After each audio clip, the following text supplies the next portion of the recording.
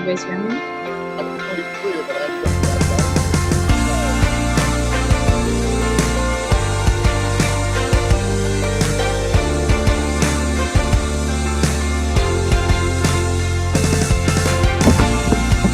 Hey, Sydney, try it again. Let's see if we got you okay. Can you hear me now? Yep, we're good. hear you. Well, that's what. We got new music.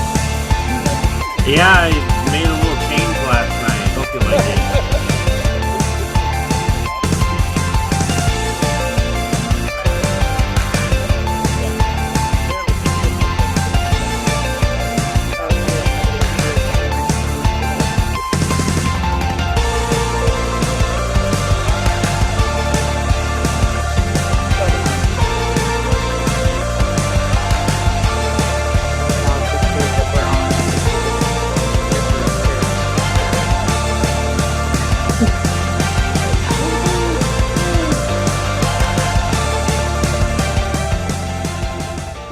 Cool, funky music like it.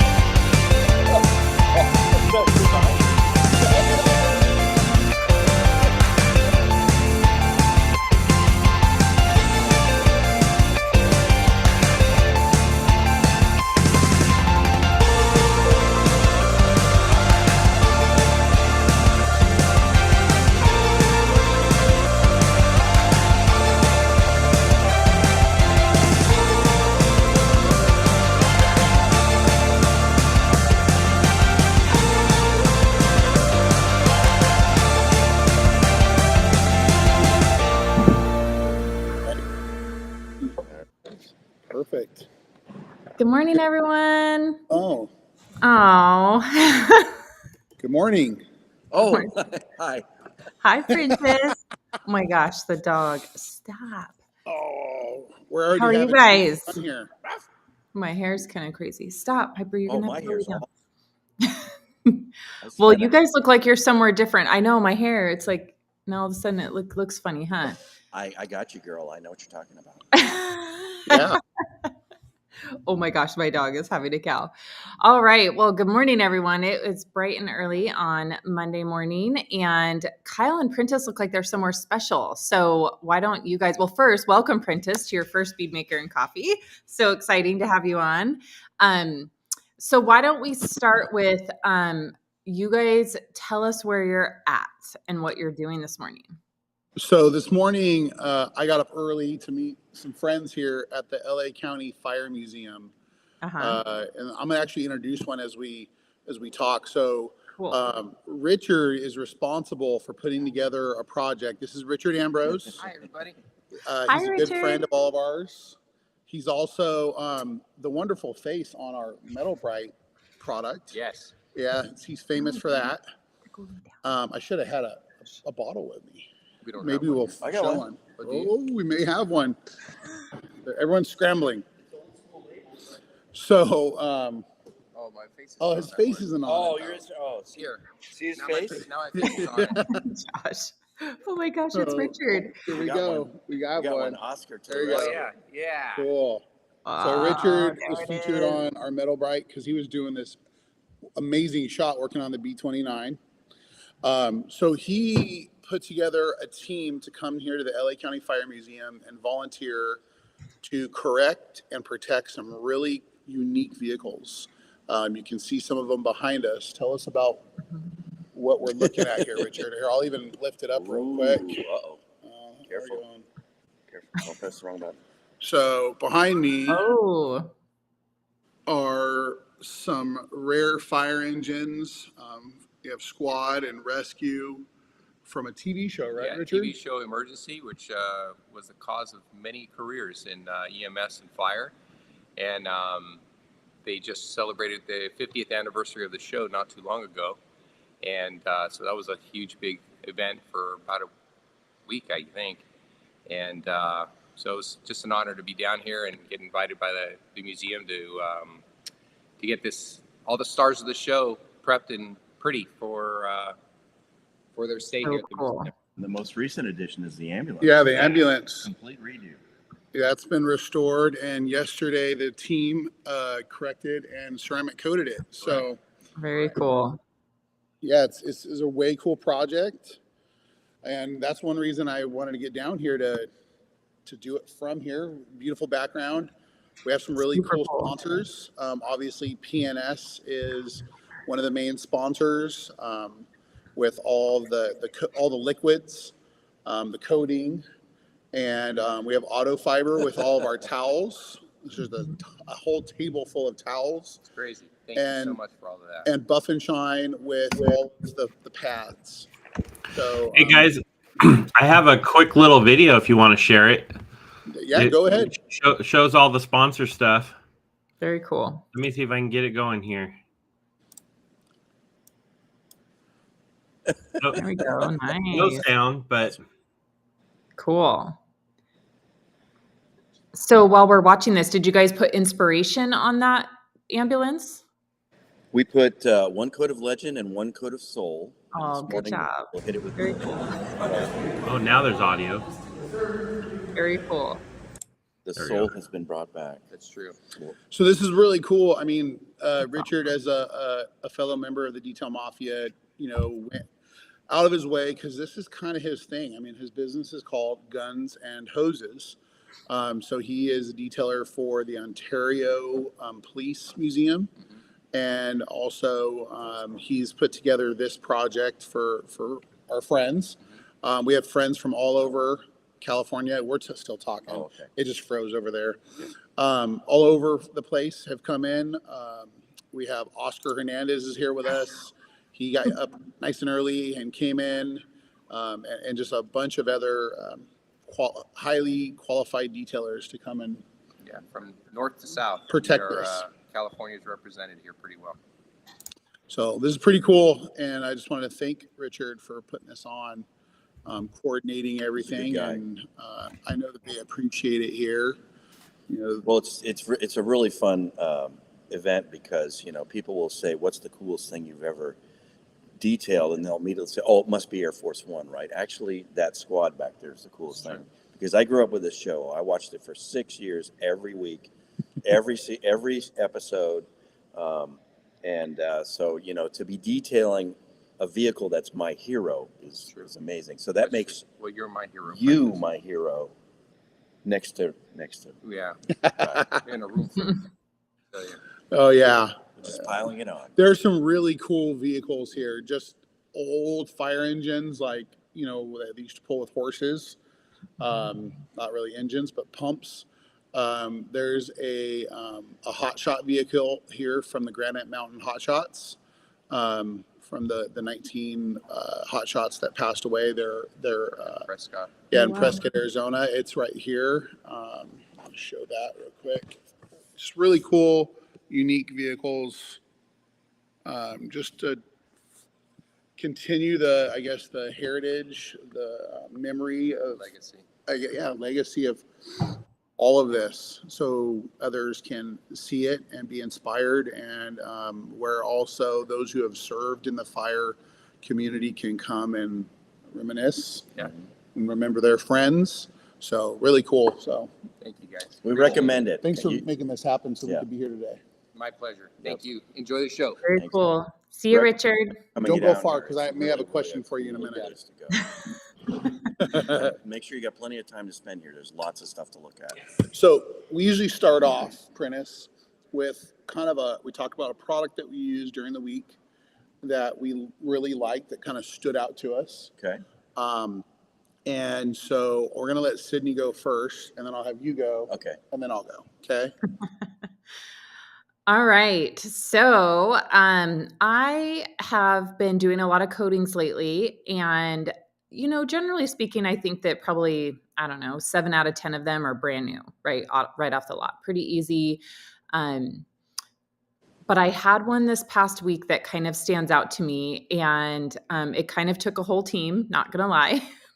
Normally I work alone. It's just me in my shop. And thank goodness I had a couple extra helping hands that showed up in Boise, and I put them to work. So I had, it was probably like a 2018, 2019 Toyota Prius Prime, and it was black, and my customer had just bought it. And they kind of bought it from one of those, where you put the coin in and whatever that Carvana thing situation. So you never really know what condition the car's in. And it was advertised as perfect. The inside was perfect. The outside, though, had been in a fight with many, many car wash brushes. It was absolutely hammered, and it was almost gray. It was literally almost gray. It was in such bad condition. So about a month and a half ago, she brought it in for a detail. And it's the old classic, like they threw Carnauba wax on it. It looked great the day they picked it up. 2 days later, they took it through the car wash, and the truth showed, right?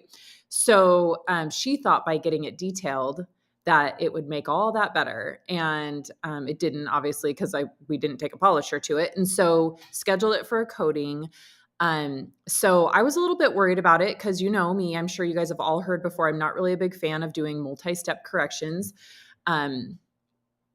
especially on black paint and very thin black paint. So, I kind of did all the measurements, let the customer know what to expect, what areas I could go hard on, which ones I couldn't. So it came in, and I was pretty nervous about it, just, because and we were doing Legend. So knowing that you're putting, a really strong coating over it, I wanted to do as much correction as possible. So after about 90 test spots, figuring out the right pad and polish and compound and all that kind of stuff, I spent an entire day on it, and which I don't normally do. So got to the end of my day, and I had to run down to the rag company to meet our guests. So in town, we had Ian from headquarters. So I'm sure you guys hear us talk about him all the time. He's great. He's the one that did our website. And so he was in town to do some work with the rag company. So I went and picked up Ian, and then Tony Mazel, who's a Mafia member, was also in town doing some work with the rag company. So I picked the two guys up. I took them to dinner. And then I said, hey, by the way, we need to run back to my shop. So we run back to the shop because I hadn't put the Legend on yet. And at this point, it's like 8:30. So we walked in the shop. We all kind of assessed it. And we're like, it looks really great. A lot of the scratches and stuff came out. But it still had this weird blue, not even a haze, just like smoke almost over it. It looked like, it wasn't a haze or anything. It was like a smoke. It looked blue. And so we were like, well, we better play with some stuff and see if we can't make it, really clear. So we tried various products from various manufacturers, really thought maybe this was the place for like a primer polish. And that looked a little bit better, but it didn't look like it was going to totally pay off. So then, as always, we always say, well, let's see what Ultra Coat Polish can do, right? So as Keith Duplessis says, it's always the answer. So, we talk about this one a lot, but I have to talk about this today. It's that product that when you are in a jam and you have a weird situation, it's it's always the answer. So we hit one panel with some ultra coat polish, and all three of us went, oh my gosh, it turned like 4 shades of darker black. It looked great, and it took out all that bluing. So then, but at that point we were committed. You know what I mean? So we had to buzz the entire car again with ultra coat polish, but it took us about 15 minutes. I mean, we just had to, buzz over the whole thing, and it's tiny. So we did that. So the boys helped me with that. We got it knocked out, and then we all were coating. And, obviously it's always a good time when you can get together with, other detailers and stuff like that. So we had a good time, but it literally, saved our bacon on that car. It probably, it's one of those things the customer would have thought it looked fine, but I would have always seen that bluing. And so it just saved the entire correction, made it perfect. The customer was so happy. And it's just one of those products that you're always like, oh, I love this product so much because it always gets me out of the jam. So that's my product this week. I know it's been my product a couple weeks, but I still really love it. So it was awesome. So before you tell us about the product that you've used this week, let's introduce you a little bit more. Yeah. Okay. So Prentice St Clair, the director of training, tell us about, yes, we made it official. We actually made sure that he had a piece of blue tape with director of training on his shirt that he's wearing today. So we're pretty proud of that. It was a little fun ceremony we had this morning. Oh, thank you. Did you want to show it? Yeah, we can if you want. I mean, it's right here. Just, I mean, we made it. That's my shirt. Yeah, we kind of made it official. I don't know where it is. There it is. Oh, it's here. Yeah, because the reason it's on my shirt is because I have to remind myself who I am. Oh, there you go. I wrote that one. That's funny. Yeah. So tell us about what you do at PNS and your own business too. Sure. Well, I am the director of training for PNS. I've been working with Bob since 2017 in that capacity. So I come up once a month. We have classes at PNS once a month. We have 2 ceramic coating certification classes for inspiration. You too can become a certified inspiration installer in one day. And then we also have a 1-day sort of overall detail training and seminar where we go over most of the double black products, both inside and outside of the car. It's a once over. I mean, we cover a lot of material in one day. And recently, we've had a lot of newbies coming to class, and it's really cool because people that don't really know anything about detailing or know very little, and we kind of open their eyes to some great standard processes that will help them in their detail business at least get started. Everybody customizes their processes as they move along, but we give them a really good straw man to start with, and then they can go back and figure out what it is exactly that they want to do. But we have a lot of fun. The detail training class is limited to 8 people, and the ceramic coating classes are limited to 4 people. So it's highly intensive. We completely correct a car and then put 2 coats of coating on it. We demo all the different coatings. So that's a great class as well. And like I said, at the end of the day, you're going to be a certified inspiration installer, which you can then register at that website. And Chris will throw that up in a second. Yeah, he actually just did. Yeah. Now, do you just do training at PNS headquarters, or do you do it other places? I do not. As a matter of fact, last week I went from Hayward. I drove out to Fresno area in the Central Valley of California and spent some time with PNS distributor John Torek at 3 different locations. First was a body shop, and we taught them how to use the dual action machines and the PNS products to do after paint, sanding, and correction, and really helped them out because they were using just a rotary. Nothing wrong with rotary, but we made it a lot simpler for them and solved a lot of the problems that they had. And it's amazing. I met a guy named Juan at, I'm going to forget the name of the place now. It'll come back to me, but it was a dealership, and he was kind of not really the manager, but sort of the lead. And he is all about P&S products and the detailing industry in general. And I was surprised in Porterville, California, that there are fans all over the place. You just don't know where they are. It's great. So I do that. I've been out to Iowa a couple of times for the P&S distributors out there. Basically, any P&S distributor around the country, if they feel like they want to bring somebody in to provide training for their customers, I'm the guy that does that.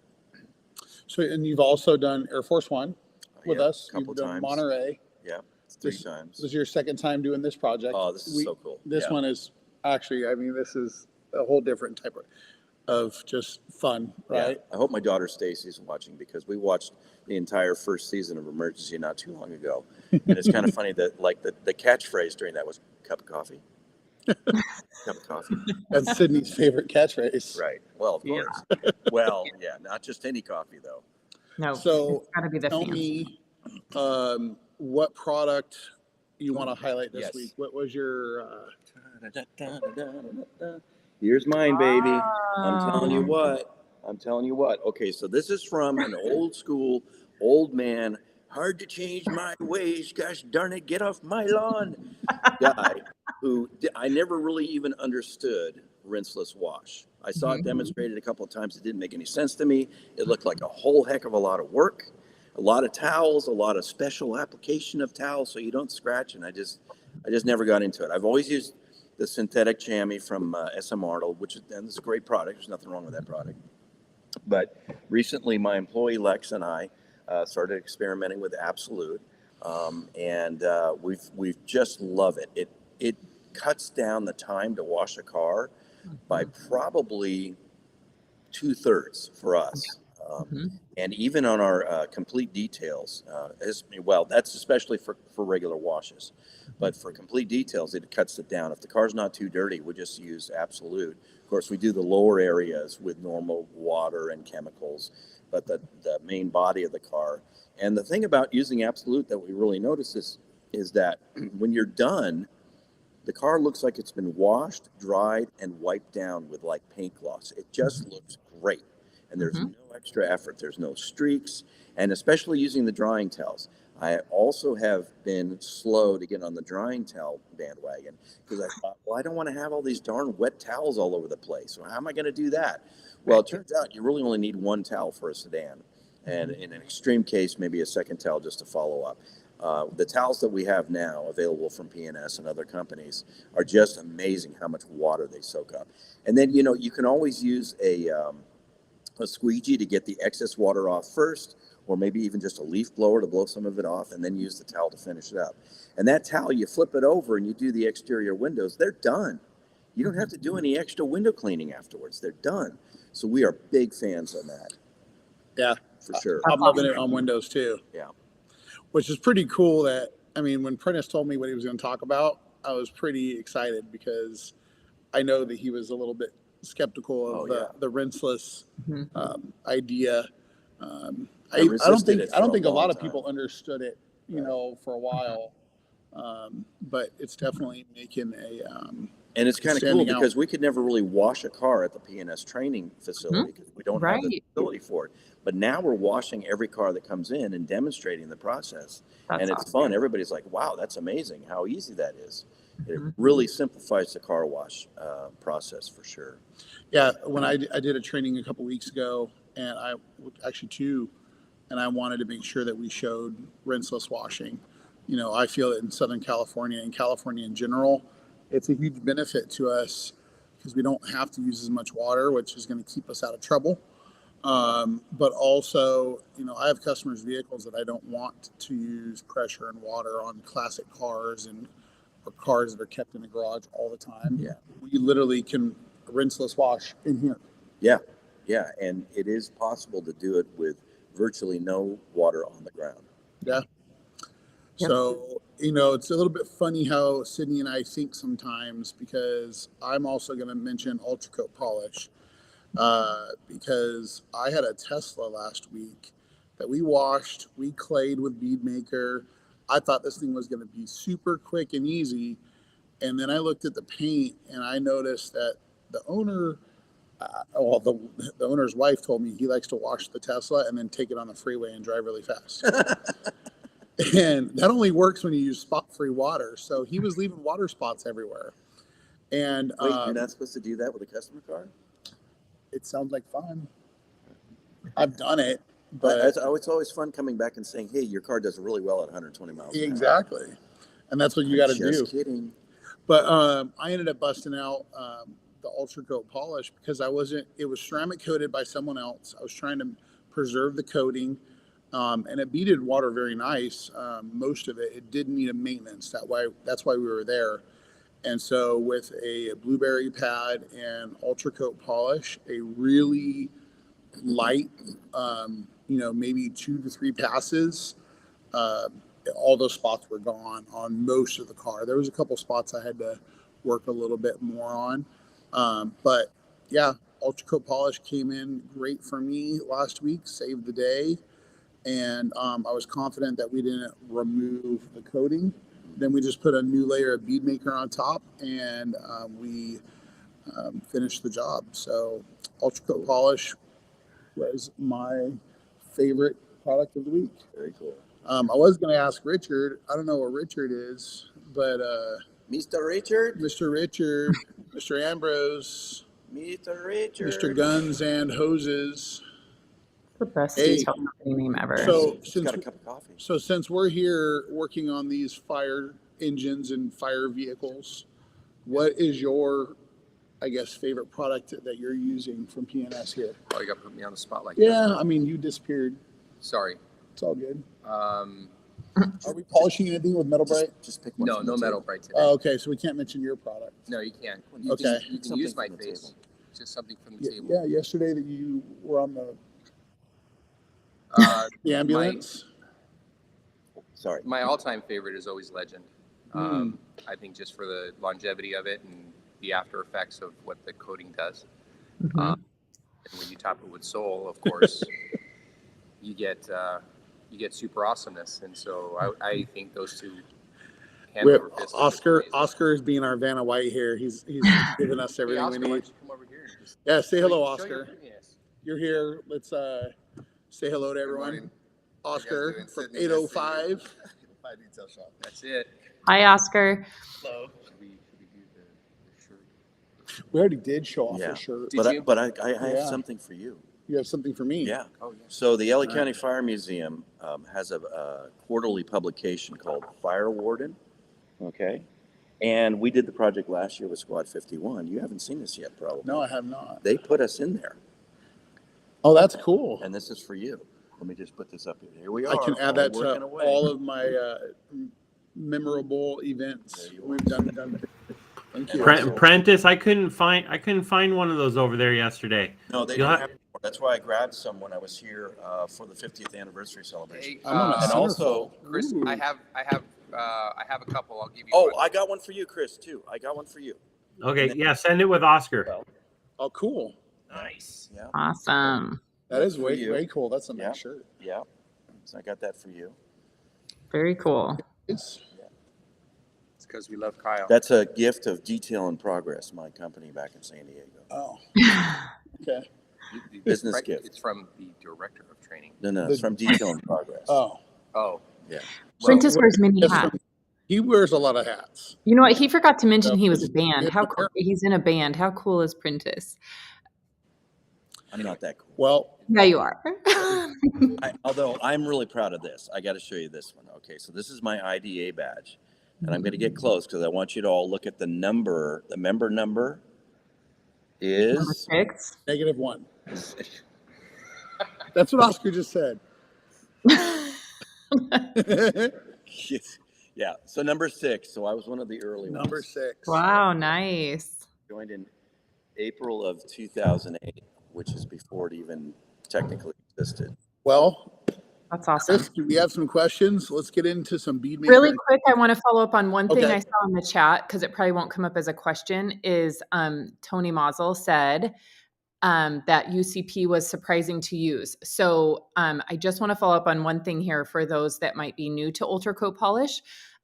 So it has 2 names. So Ultra Coat Polish is the original product name. That's what it's been called since 1987. And so in the pint form, and I believe probably in the gallon form, it is called Ultra Coat Polish. But in the quart size, it is called UCP 1987.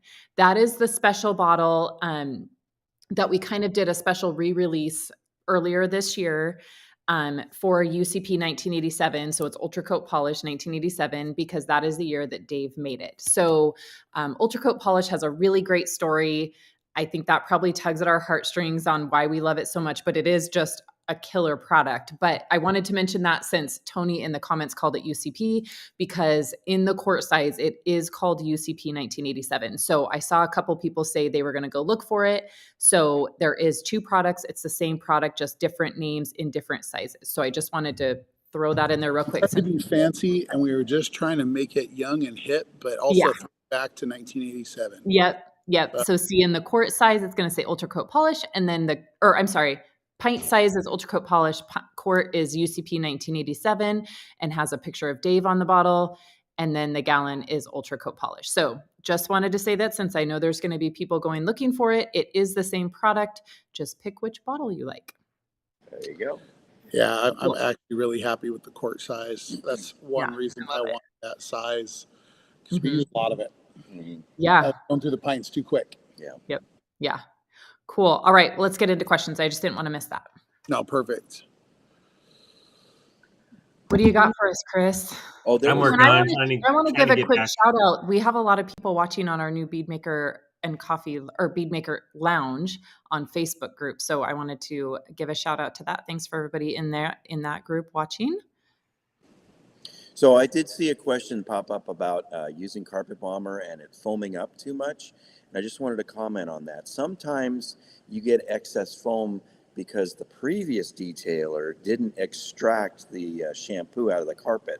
So that would be my first guess. Now, if it happens consistently, maybe what you need to do is dilute it correctly, because Carpet Bomber does need to be diluted. You don't want to use it straight out of the gallon container in a spray bottle. So if you are getting too much foam, but it's not because of that particular carpet, then you want to go ahead and dilute it more than you're diluting it. Yep. And Carpet Bomber is really strong. It even works at, what is the typical, like 8-to-1, 4-to-1? 5-to-1, 8-to-1, but yeah. I think I generally run mine at 8-to-1 unless I need to kick it up a little bit. But yeah, so you definitely want to dilute it. And then another quick note on the pint. So obviously the gallons and everything are not diluted, and neither is the pint. So even when you order the pint, you do need to dilute the pint. So I believe that was Mike that asked that question, correct, Chris? Yes. Yeah. So just make sure you dilute it. The great thing about that product it is so strong, so you don't need to use it, or it works so well you don't need to use it at a super full strength or anything like that. So just dilute it down. I don't ever have any foaming. And I know that obviously with a drill brush, you're going to create foam, but I don't ever have any foam. So I think it's probably just a dilution. Yeah, if it's excessive, it's probably in the carpet already. And that could be very well too. Yeah, for sure. For sure. I say Hans Clayson, member number 2621 or whatever it was. That's pretty cool. But what's interesting is back when we had 50 people, we had no idea we would get this big. It's cool. To have very over 100 members is amazing. All right. So Sarah says, can you use aluminum brightener on chrome semi bumpers to help take baked bugs off? That's not a me question. So I don't know if I would necessarily use it to take baked bugs off. It's a bug off. I would use bug off if it's already etched in, but you have to make sure that it is, it's not chrome. You got to make sure it is chrome, or is it stainless, or is it aluminum? I use aluminum brightener or the water spot remover that we have to clean chrome often, front bumpers on trucks, even the fake chrome grills when they have. Safe on that. Yeah, I dilute it down, but you get calcium deposits and buildup. So I use a nice soft brush and I massage the water spot remover in there. And I would say that it does get rid of baked in bugs. You just got to really make sure that you're not putting aluminum brightener on stainless or aluminum, or you will brighten it. I think, exactly. Yeah. I think the simple answer is just use bug off on whatever it is. Bug off works so good. Why would you use anything else? You got to let it soak. You got to let it dwell, though. Yeah. Yeah. I would try bug off first. let a Doyle probably go really strong, since that seems to be the case that you're going after, and use a really good bug scrubbing type block, or the Jersey bug scrubber or something there. Then if that doesn't do it, you may want to polish it and just use some metal polish on like a foam pad. I don't know if acid is the way I would go to remove bugs. Yeah, acid is just dangerous stuff. Yeah. And I'll tell you, in a pinch, EnviroClean diluted 4-to-1 is actually a pretty good bug remover. I've had several vehicles come in from Arizona, and they're just completely caked with bugs in the front grille. And so Bug Off is a superior product, but if you don't happen to have it at a moment, use your EnviroClean 4-to-1 and spray it on that front area and let it soak for about 2-3 minutes, and then that stuff should scrub right off. You'll see them melting too. Yep. Cool. Hans, all right. Third IDA member in the Netherlands. Nice. Nice. Thank you for joining. All right. What do we got next, Chris? All right. Gabriel says, here's one. Breakbuster versus knockoff. Have you ever used knockoff? I have not used knockoff. Okay. Have you used knockoff, Sid? Yeah, I actually go through a lot of knockoff. So here's my deal. I really like Breakbuster. I use that 95% of the time. So knockoff for me, knockoff, for those that don't know, is in the Chemtrol line. So it is it obviously comes at a concentrate, so you're supposed to dilute it. It's one for me that I don't like to dilute too much, or I don't really feel like it's very strong. So I think the reason I like Breakbuster better is because it also does tires. And I'm not a big fan of knockoff on the tires because it really is meant as just a wheel cleaner. So I do use knockoff, but here's how I use it. I don't necessarily love it in a spray bottle. And the reason I don't, and this is one of those things where I have seen tons of people online that say they like it better than Breakbuster. So it's one of those things, I'm not knocking knockoff. It's just, I think it's people find what they like better. So I'm not by any means saying it's a bad product. It's just, I like Breakbuster. So, but where I do use knockoff is because I have a Chemtrol. So when I make my wheel bucket, I put knockoff straight in my bucket. So I don't put it in a spray bottle. So I fill up about, maybe a half a gallon of it pretty well diluted. I want to say probably 10-to-1. So then what I do is I spray my wheel and tire either with Undressed or Breakbuster or Iron Buster, whatever I'm using to clean the wheel. That's kind of my pre-treatment. And then my brushes are all soaking in knockoff and I use that. And the combination of that has worked super well for me, but I don't use knockoff by itself. Haven't been a fan of spraying it on the wheel alone, all of that, but I do love it as the extra kick when I'm cleaning the wheels, and it's great to soak the brushes in it. So then when I have my barrel cleaner and my brush, everything's in knockoff and it works great. And I generally use the same bucket for a couple cars as long as I don't have like something like an Audi or BMW that totally ruins the water. So I do use it for that. So I do go through a lot of knockoff and I do prefer that versus just plain water or soap and water or whatever. It does do a great job doing it that way. But I have my favorites. I love Breakbuster. So for me, same here. I love Breakbuster. It's my go-to. But where I have liked knockoff is when you use it in a foamer, in an IK. Yes, it does work that way. Because it works great that way. I think for me, it's the suds. It doesn't have a lot of suds to it. So when it's in a foamer, it suds really nice, and it seems to clean better when it is coming out in the foam. Doing the wheels, wheel wells, tires has always worked great for me. But the big misconception about Breakbuster versus knockoff is Breakbuster and knockoff are not the same product. Right. Yes. People think that Breakbuster is just like a diluted version of knockoff. Right. They could not be more. Yeah, wrong. they're not anywhere near the same. Yeah. They may be very similar in color. Yeah. But that's about it.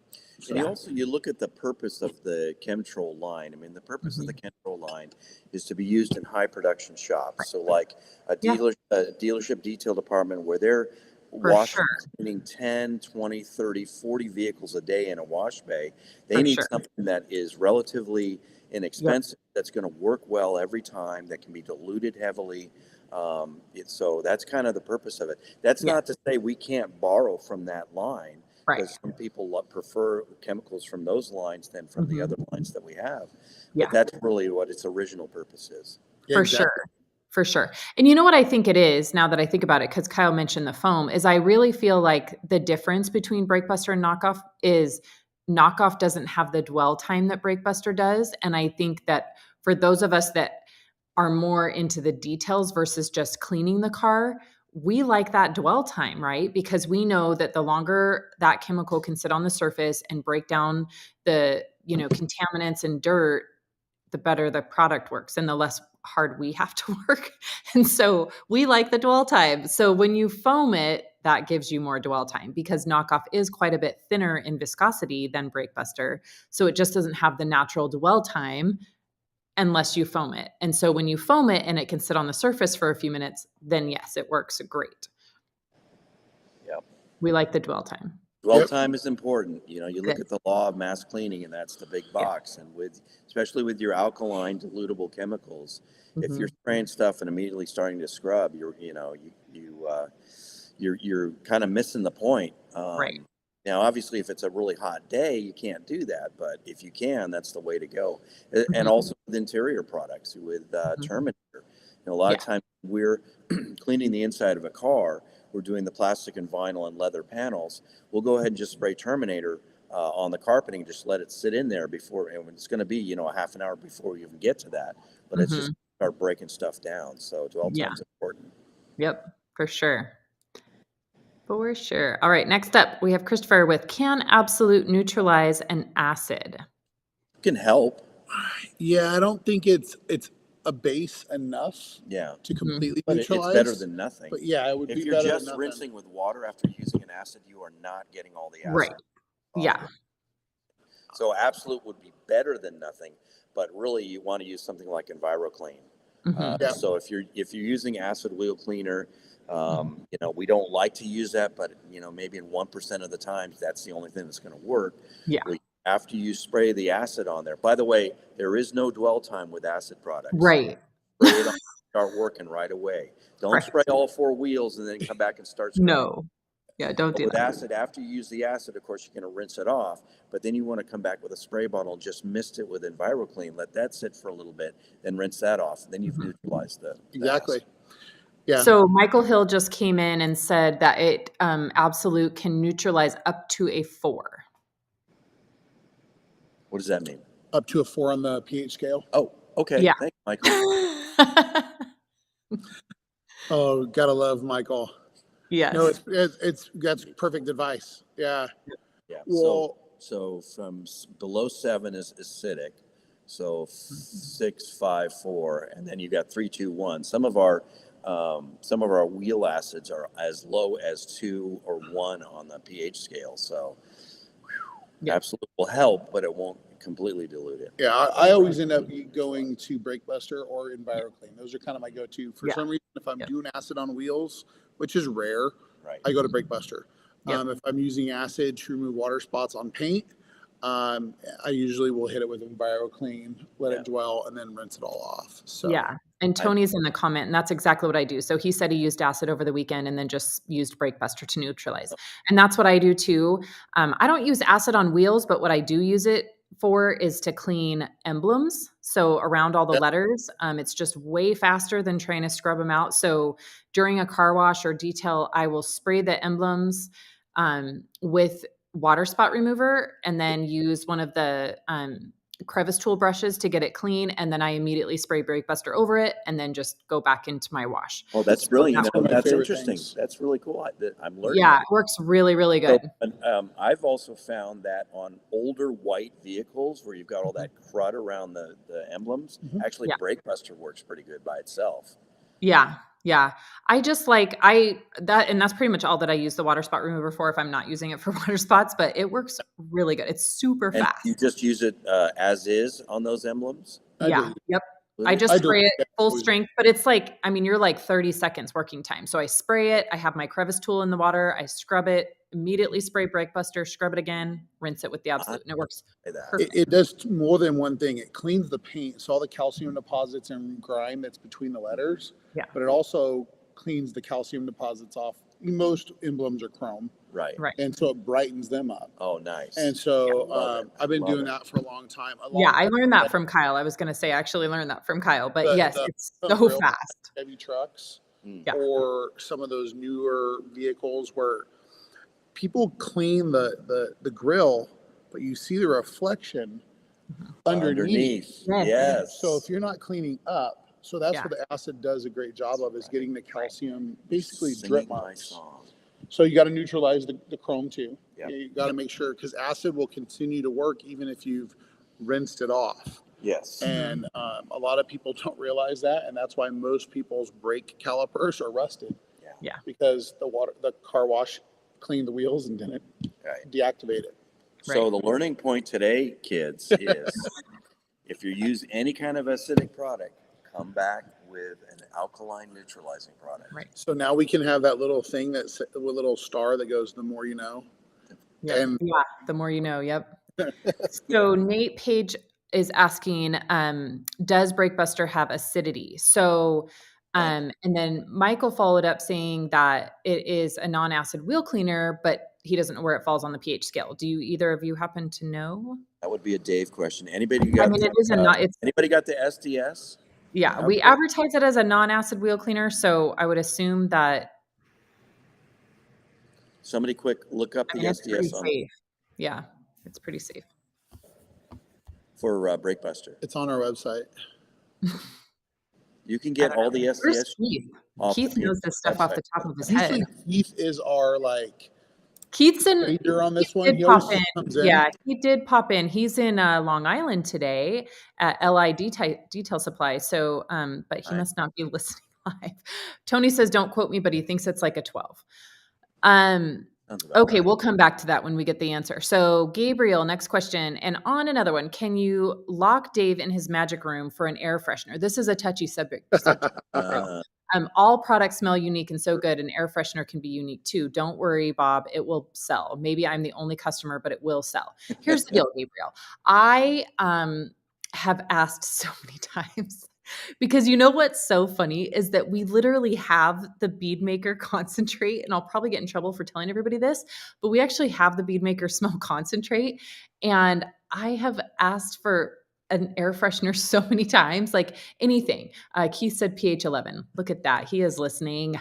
Good job, Keith. And so I have asked for an air freshener. I think it would do fantastic. Everybody asks for it.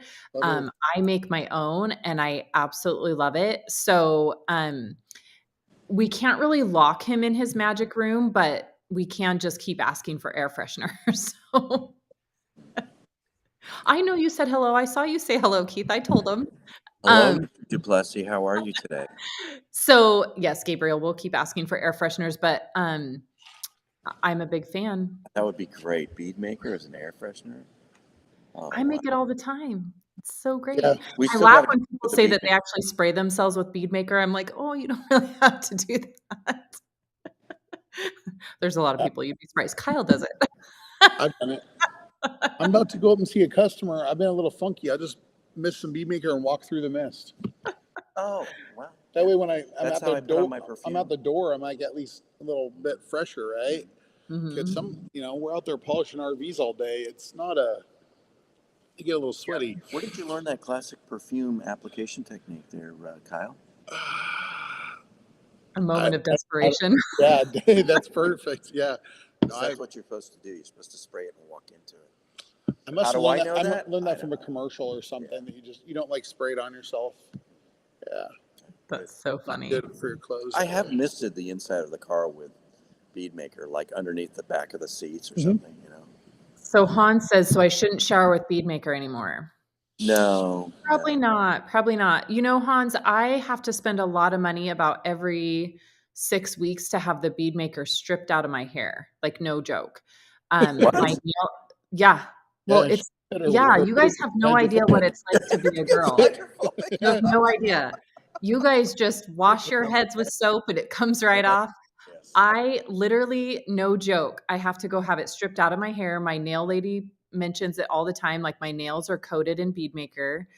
She always notices like if it's harder to get my nail polish off. Like I'm totally not joking. It's hilarious, but I do have to go, and before my hair lady can do my hair, she has to strip all the bead maker off. It's pretty crazy.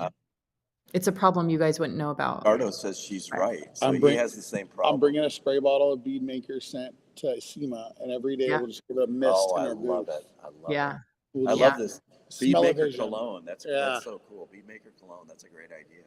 Just a little bit right here. So Keith I is think I giving hate away it. the secrets. The problem, Keith, is it's not on the website anymore. So we took all the It air is fresheners not. off.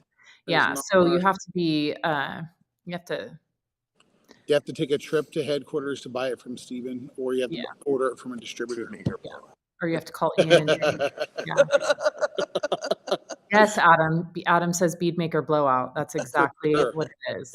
It's exactly what it is. Brazilian Bead Maker blowout. Oh gosh. All right. So Mike says from the group, he says, I have long hair and I have to have it stripped. It's a real problem. No kidding. That's All right. So Joe says, what is the best way to clean up nasty vinyl seats on boats? Is magic eraser okay? So we're talking vinyl in boats. Kyle. Well, I know what I do. I just did some pictures recently with this really cool thing we call the Express Sidekick. I like it. Yes, you can use a magic eraser, but a magic eraser can be actually pretty abrasive. A magic eraser, when you're using it, you're actually micro scratching. So I use it It's as a pretty last rough. resort. Yeah. Vinyl on boats is touchy because you got to be careful. It is like leather; it's coated there. You can wear it through, so you got to be like take a very minimal approach and work your way up. I find myself using EnviroClean with the Express Sidekick for most vinyl on boats. If I can't get it done with that, I'm not going to go any further. Some people are using bleach. Some people are using what's that powder, Comet, or some of those cleaners. That's rough. You're gonna damage the vinyl for the future. So that's about as much as I'd go. I don't really. You can go EnviroClean full strength if it's really bad and you're trying to get a spot. But if you're going too aggressive, you're going to do some damage to the vinyl. And most of the time, people are referring to this problem as like the top edges of the seats. And that's already worn from the sun and people sliding in and out. It's oxidized. Yeah. And so if it doesn't come off with the Sidekick or some EnviroClean, there probably is some sort of home remedy stuff out there. But I don't go any further. I'm not going to risk damaging it. What I do recommend people doing, though, is when you put your cover on your boat, take white towels and cover the edges of the seats. Not any color. Because I had a customer do it with a blue towel once. Oh, no. The dye will leach. Transfer. It will transfer across. So non-dyed towels, so white, will work just fine. And that will help give it a little bit of a barrier so you don't get that heat that will kind of damage the top edges of the boat, the back of the seats. So we do have Babe's Boat Saver. Babe's Seat Saver. Yep, I was just going to bring that up. So, and I love that. So back in the day, I don't do a ton of boats, but I have a couple that I do. It's gotten easier over the years because I only have 10 or so boat customers. And so obviously when I first started doing their boats, they weren't cared for. And so I used to face this a lot more. And so back in the day, there was like 2 boats that I had to use the magic eraser on because they were so bad. But now knowing everything I've learned in the last probably 7 years about, removing factory coatings and things like that, it's kind of one of those things that it can give you big gains at the moment, but then that oxidation and staining is going to come back faster because now you've removed a layer of that vinyl and it's kind of like when you do headlight restoration, you're going to remove it all, but then you're kind of leaving it out into the elements. And so we would be relying on the customers continuing to apply that protection, like, either natural finish, or if you're using Babe's Boat Care, the seat saver, we would have to be relying on that customer continually reapplying that product to keep the seats protected. They're probably not going to do that if they came in with seats that were that dirty. So I totally agree with these guys. Use the Sidekick. That thing is amazing. It gets out most things. And then depending on what is causing the stain, a lot of the times in the boating kind of realm, it is usually mildew stains. So for those that don't know, we also have Babe's Boat Care. It's a separate line. It's obviously made by P&S, but it's sold on a separate website. And within that line, there's, I think, is it called like Mildew Buster, or I can't remember the name, but I think it's Mildew Buster, but it works really well. So I will use the seat cleaner and EnviroClean if it's super dirty, but usually I can just use the seat cleaner and the Mildew Buster if you need it, which that alone, the two together, usually kind of give me that extra kick that with the Sidekick works great, which I have a boat today that I bet is pretty dirty inside. So maybe I'll take some pictures for you guys and post them up, because the Sidekick has really changed the game, especially in boats. It works so good. It doesn't just work well on the overall seat. It gets down in the grooves really well, especially the edge where the piping is. Yes. Usually I would have to take one of those old paintbrushes or toothbrush to get back there. Yeah. But the Sidekick can get in there if you orientate it properly. Yep. But you should be able to clean all the vinyl safely with that. Yep. Hey, it's been suggested that you need to shampoo with rags to riches for the bead maker. So you're going to have to soak your hair in a 5-gallon bucket overnight. Yeah. I bet that would work. Honestly, it sounds like it would work. I'll have to ask Dave if it's I don't know safe if to you would want to see the bucket after. Right. Well, and I don't, yeah. Yeah. Well, I don't want to ruin my hair color either. So Well, I'd be absolutely, worried. it smells like shampoo, so maybe that works too. I don't know. Yeah. We're just joking, folks. Don't do this at home. Right. Yeah. Don't do that at home. Nope. They make products for that. FDA That's approved. so funny. Yes, the Express Sidekick is goated and boated approved. Totally. Totally. Nice. Love the Sidekick. I've had the Sidekick prototype that we used for a long time. Mhm. I just started wearing it out. I mean, and I probably have not just cars, but over 100 vehicles it's been used on: cars, boats, RV interiors. I'm just starting to get it to the point where I'm like, okay, this is going to be downgraded to wheel wells or maybe the bottom of an airplane or something. But that thing is lasting. I mean, You know where else on a boat the Sidekick works really well is on the tower. A lot of them are powder coated and they just get coated in bugs, right? And then they sit in the sun. I mean, because at least here, I mean, people are towing them back and forth to the lake. And so they just get covered in bugs. And the Sidekick is awesome. I mean, I love the Jersey bug scrubber, but because they're those heavy textured, usually powder coated, the Sidekick just gets in there and scrubs all the bugs out of all the crevices on the tower. And I use it a lot on the tower too. I love it. We did an RV a few weeks ago where I had my guys using the Jersey bug scrubber on the paint, and I used the Sidekick on all the glass on this giant windshield because I ran out of Jersey bug scrubbers. So I just needed something else, and it worked great on bug removal. I don't know if I was wanting to use it on the PPF, but that's why I used it on the glass, and it worked just great. So. I want to give a shout out to my friend Sarah Riles from Iowa. She asked a question. Sarah is terrific.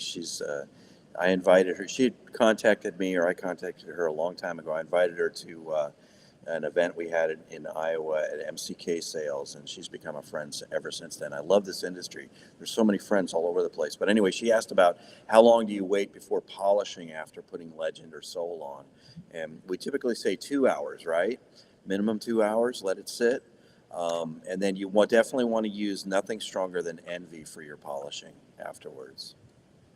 Yeah, and Dave and I have actually talked a lot about this. You really don't want to polish. You can use it if you have high spots or something like that, but really, you want to do your jeweling prior to the coating. And then, you can certainly use NV for like high spots and stuff. It works great, but generally your polishing should all be done before you put the legend or soul Yeah, on. yeah, and Um, I use the NV afterwards. In fact, typically what we do is we have the car for 2 days, get it all mhm. prepped up in the morning, put the coating on the afternoon, and then the next day we'll come back and hit the whole thing very quickly, very softly with NV, which is for me is like an insurance policy. I guarantee that I'm going to get off any high spots, any blotchiness with a real light polish, and then bead maker after that. So that's another way. Yeah.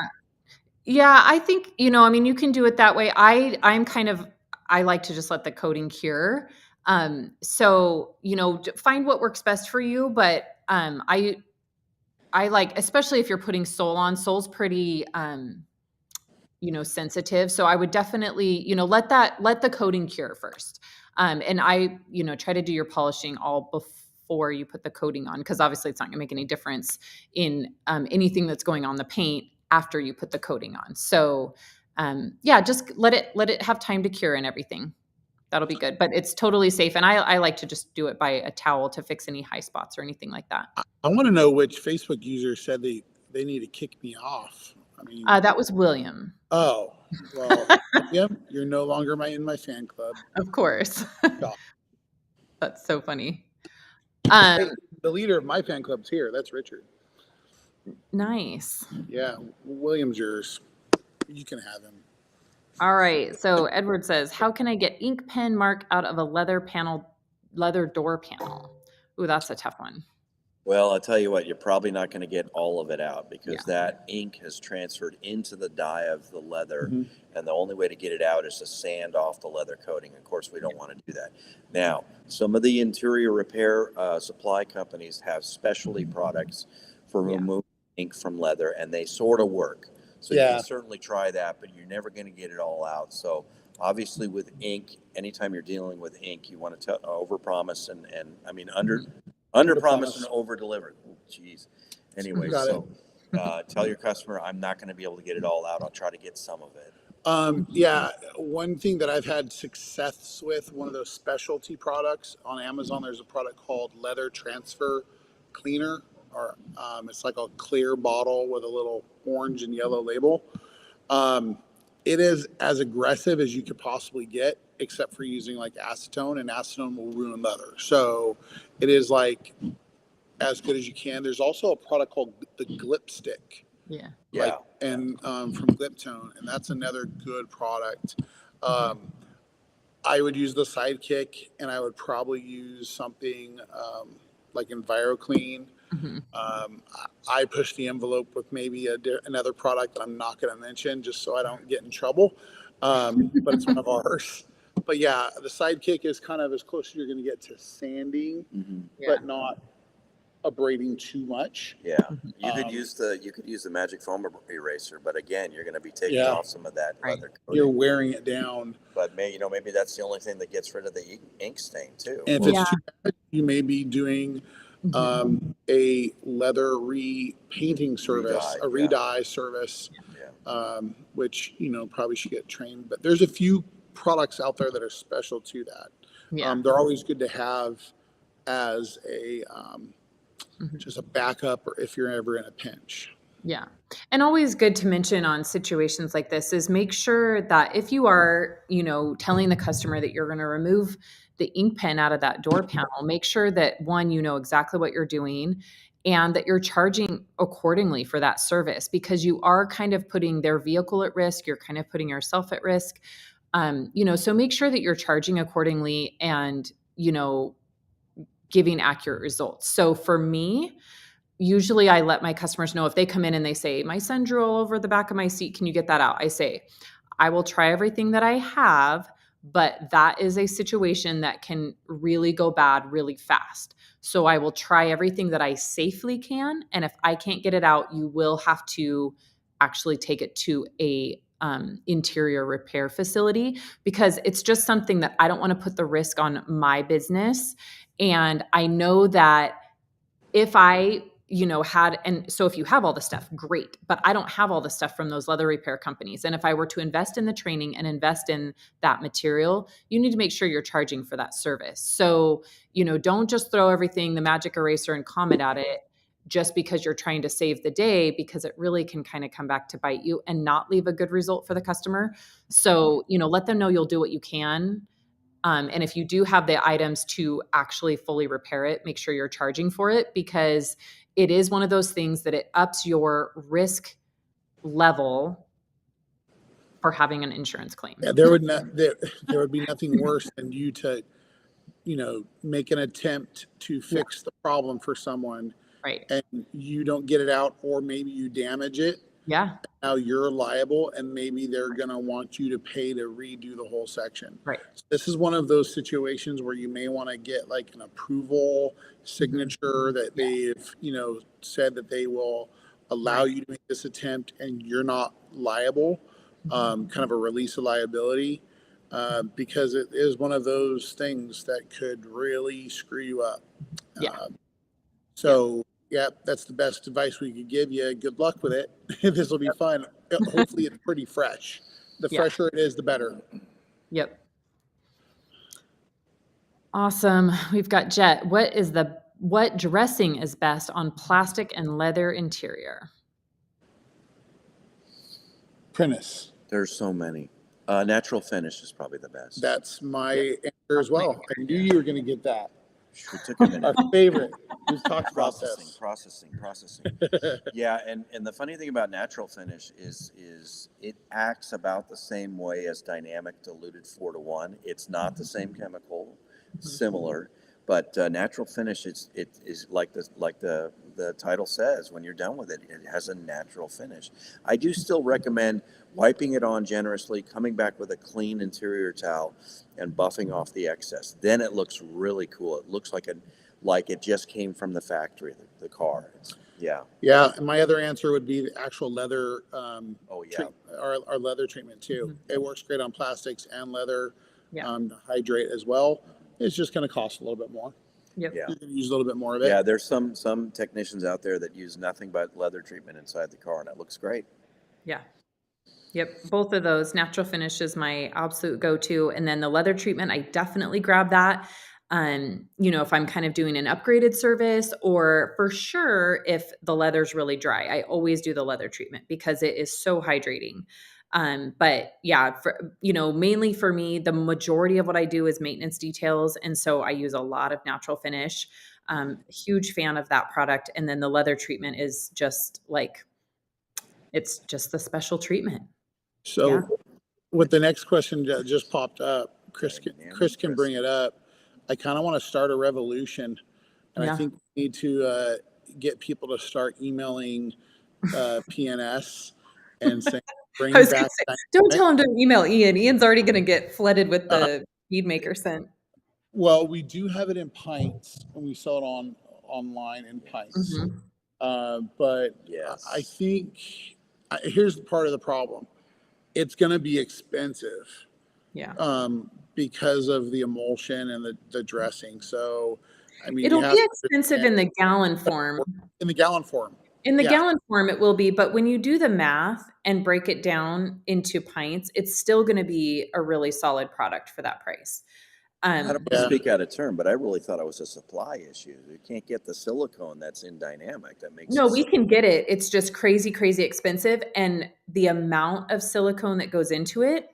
So it was a supply issue, but it's also a cost issue. So the supply was that if we made dynamic, it threatened the ability to make other products, because I can't remember, Bob had given us the numbers at one point, but there's silicone in a lot of stuff. Yes. Yeah, there's silicone in a lot of stuff, but it was something like, he had kind of told us how many gallons of dynamic they could make if you had like this batch of silicone, and then for all the other products, it was like this many, And so it was just that they were so expensive, and a year ago, nobody would have wanted to pay that price.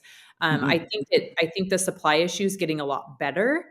I believe I've heard the price is coming down a little bit. So, but if it does come back, it will be more than it was before for sure. But it will be still a really good value because before, and that's why we came out with those ready to use pints, was because, you know, if people would buy the gallon and make their own pint, it was like $4 a pint or something. It was really, really cost effective. It's just that gallon purchase seemed crazy, but it really wasn't. And so, you know, now it might cost, I don't know, $8 a pint, which will still be awesome.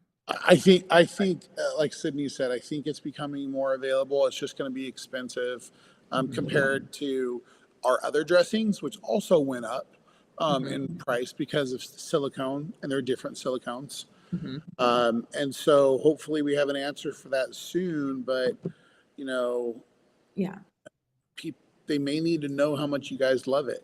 Yeah, yeah. And I know another thing that's on Dave's mind, and we joke about this, is we don't want to pull a McDonald's McRib situation. Yeah, bring We it don't back. want to like take it away, give it back, take it away, give it back. So I think Dave and Bob's, you know, one of their big feelings on Dynamic is that they don't want to put it back until they are confident that it can stay for a good long while. Yeah, So, you know, they don't that's want to what it just would make back. some batches and then take it away, like, you know. So hopefully soon. I'm still hoarding. There might be. I was just going to say, there's going to be. If we do that, it's going to be a bunch of hoarding. Yeah. Yeah. Distributors are going to buy it and then mark it up like they do with the car industry right now. I know. I already hoard it, and I'm down to my last gallon and a half. So I'm getting a little bit nervous. You know what? So I'll mention this. I've been really loving using Dressed. It's a place in my business now where I would use Dynamic in the past. So, but Dressed has kind of taken over all of my, we'll say, low level washes, like my fleet stuff, maybe some of the RVs and big rigs that I do. And I'm really loving Dressed there. And then I'm having Wipe and Shine is going on all my ceramic coated vehicles just because the no sling and the no buy. So I'm able to stretch my Dynamic out for those times when someone wants some really shiny tires or it's going to a show. So I've just found a place that I use it, and it's kind of become more for premium service because I'm charging for it. But I'm just trying to stretch it out using our other dressings in those places. Yeah. You know what I do? I'm going to tell you what I do, my little hack real quick. And then we have one more question. I didn't realize what time it was. It's very late. So my one little hack that I'm doing to stretch my Dynamic is I put 14 ounces of natural finish in a pint, which you can easily get, right? And then I add 2 ounces of Dynamic. Perfect. Mixing them and boosting it. That's cool. Mixologist. It's perfect. So 2 ounces. So at this point, I'm using about 2 ounces of Dynamic a week. So I should be good for, 6 more months if anybody's listening. I'm going to need some Dynamic. All right. So one last question. This one's going to be for Kyle. Joe says, what is the best way to IronX or Iron Buster, in our case, a vehicle outside in Arizona? For global detailers. Doing iron remover outside is the right way to do iron remover. Sorry, Sydney saw it. That's awesome. You're going to have to work fast on the side of the vehicle that's going to be, hot in the sun. You probably need to have an easy up. You probably need to cool the paint down. And the other thing is 2 factors I always think about is if it's regular, just a normal driveway, I don't have a problem with it. But if it is like really nice high-end driveway or like cobblestone or, like brick, I always like to rinse the driveway down a little bit and make it wet so it dilutes it. So you don't kind of soak it in right away. And then I just like to rinse it all the way down when I'm done and make sure that I don't leave any sitting on the customer's driveway. But yeah, you're going to have to keep it cool, get it out of the sun. If it dries, you can, if it starts to dry, just reactivate it, but don't let it dry fully. You don't want those drips to dry That wouldn't be a good thing, especially on like any white or single stage paint. That's not good. So you may just have to mist it on and then just take the pressure washer and just kind of mist water on to keep it active. And you're going to have to clay it with your clay towel probably at the same time to keep it moving. That's a problem. In California too, it can be a problem in the summer. Good thing is it's cooler, and it's going to be cooler in Arizona for the next few months. So that should be good for you. Yep. Cool. Yeah. Well, this was a treat having our director of training here. Yes, thank you. Thank real you. Quick, Did we answer that one? No, we didn't. And I wanted to go back to that. So thank you, Chris. Which one? How often do you wash the sidekick? Because Kyle and I have different answers for this. Yeah. I wash mine after every single use because I am crazy and I'm afraid to reuse stuff. Kyle, what's your answer? So, well, I have a bunch of them. So I don't just have like one or two. And I have a bunch too. Yeah. But I kind of clean them as I go. Sometimes I'll walk back to the van, take the hose, and just rinse it out. I did a really nasty semi truck the other day, and I had a bucket of water next to me because I kept dipping it in and wringing it out. It was gross. But most time at the end of the week, I just throw them in the wash. Yeah. So I do after every car. I shouldn't say after every use. I only use one per car, and I too have a whole pile of them. So I've heard of a lot of people that will, yes, rinse them in a bucket of R2R kind of throughout the week. And that's totally fine if you only have, one or a couple. But yeah, I have enough to do every car because it scares me. Yeah. It really, if the car is just on express, light scrub and wipe down, I just rinse it out. If it's nasty, I got to keep it clean the whole time. And then I just toss it in. I have a wash bin. I just toss it in there and I'll wash them at the end of the week. And I just use a fresh one. So.